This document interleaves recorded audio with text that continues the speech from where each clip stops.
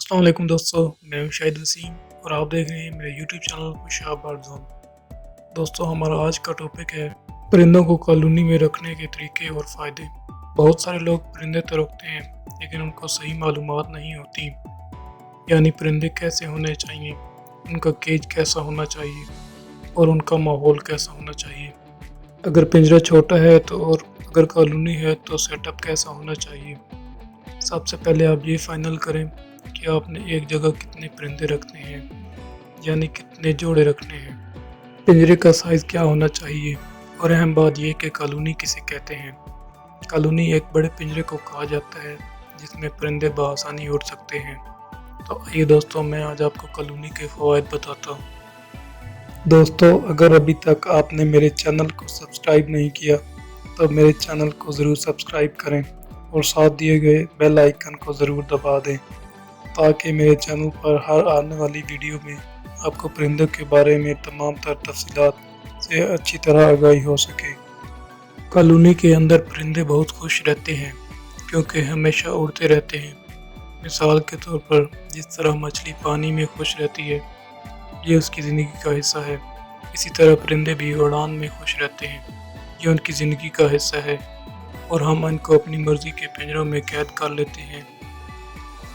Colony में परिंदों के जोड़े बहुत जल्द लगते हैं और वो जोड़े अपनी मर्ज़ी के लगाते हैं, जिसे पसंद की शादी कहा जाता है और इस चीज़ का ब्रीडिंग पर अच्छा असर पड़ता है।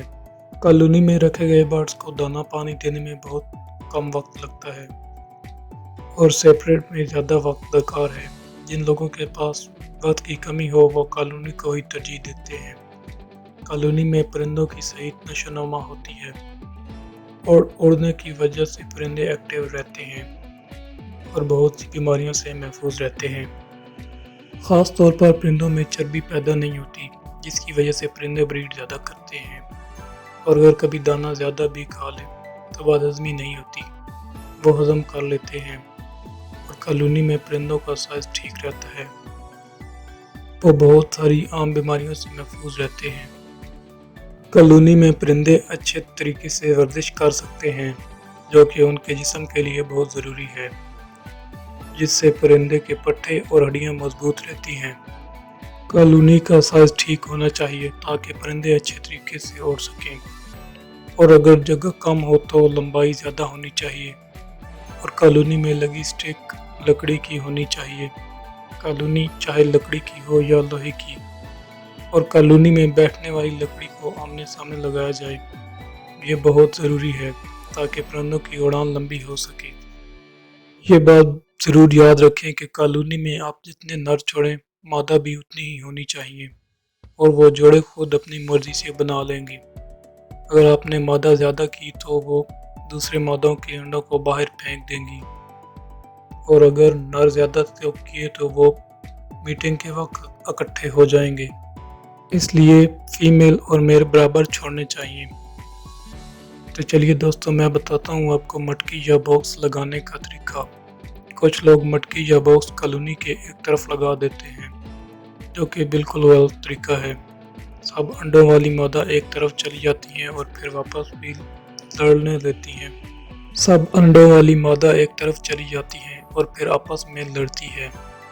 मटकी वगैरह का कॉलोनी के चारों तरफ होना चाहिए। मटकी या बॉक्स का साइज़ एक जैसा होना चाहिए ताकि परिंदे जल्दी कलेक्ट कर सकें और परिंदे जंगलों में इकट्ठा रहना, इकट्ठे उड़ना पसंद करते हैं। ये माहौल उनको कॉलोनी में मिलता है और वो अपने आप को ज़्यादा महफूज समझते हैं। आप जहाँ भी कॉलोनी बनाएं, फिर उनको जिन लोगों के पास वक्त है वो अगर सेपरेट रखना चाहते हैं तो रख सकते हैं। उम्मीद है मालूमात आपके लिए फ़ायदेमंद साबित होंगी। आपकी खिदमत में पेश खुशाब बर्ड जोन।